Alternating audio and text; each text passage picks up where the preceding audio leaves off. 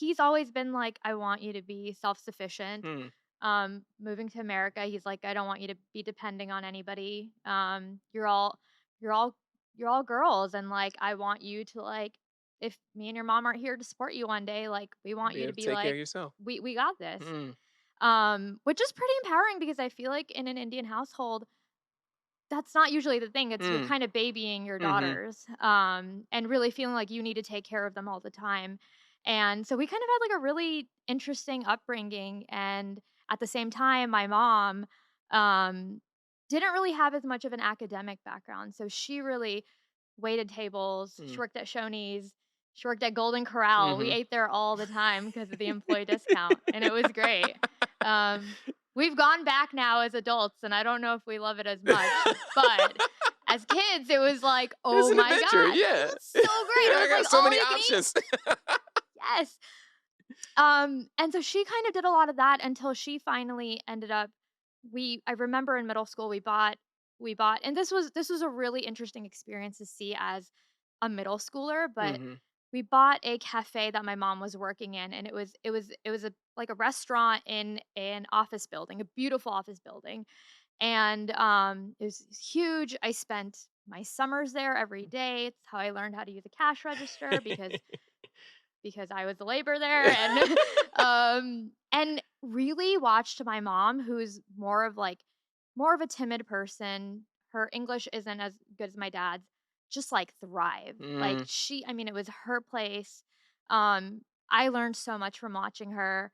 And and that was kind of also like where I kind of got this little bit of a background in like food. Okay.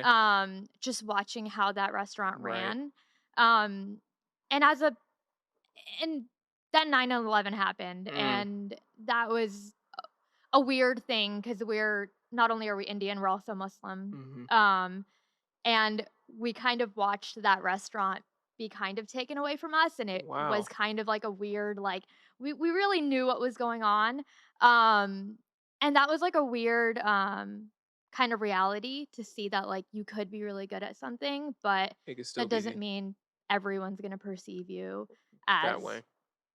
a Yeah. happy, great way. Right, Yeah. right, absolutely. So you grow up in this environment where you have the support to be an Yes. entrepreneur, which is interesting because I'm curious to know if like you ever resisted it then.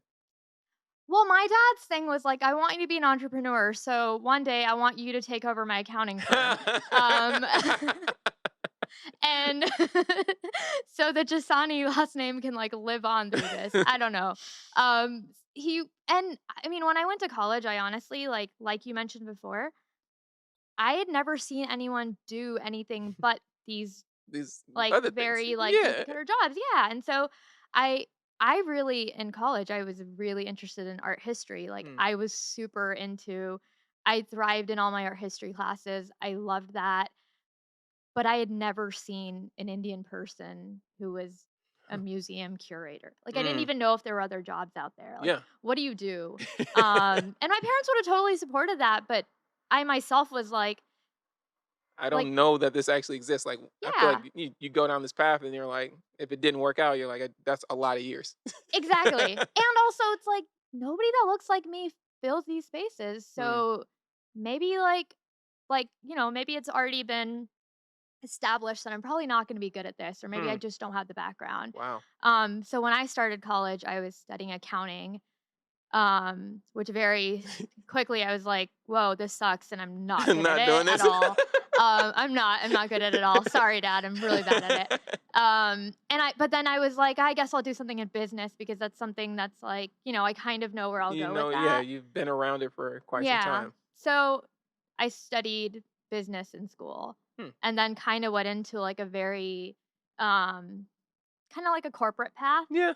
What Um, did you think about it? Like, did you enjoy it? my first job was in New York.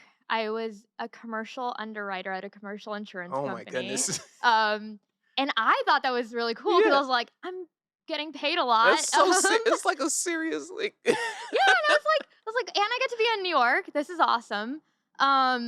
And then I was like, after a year, I was like, I got to get out of this. This is this is kind of boring, and like also like fake it till you make it. Like a Yeah. lot of it was like, I I don't can't get understand. passionate about this. I just can't. I don't know. And then I kind of went into I also once again felt like I was like, "Well, how do you get out of this?" Yeah. Like, because you're often like, "I don't have all the experience that I need to Mhm. do like what I think might be the dream job." And I went into consulting, but once again, consulting and all my clients were insurance companies. And that was really cool because I got to travel a lot. I got to travel internationally and got to Yeah. live the consulting life.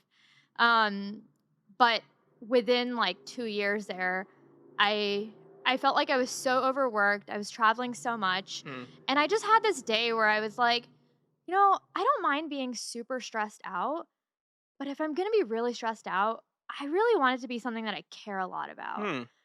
Like how cool would that Would be? that be right? And that was kind of where I was like, I can kind of do anything I want to do. Like, Mhm. so like maybe I need to find what I need to do.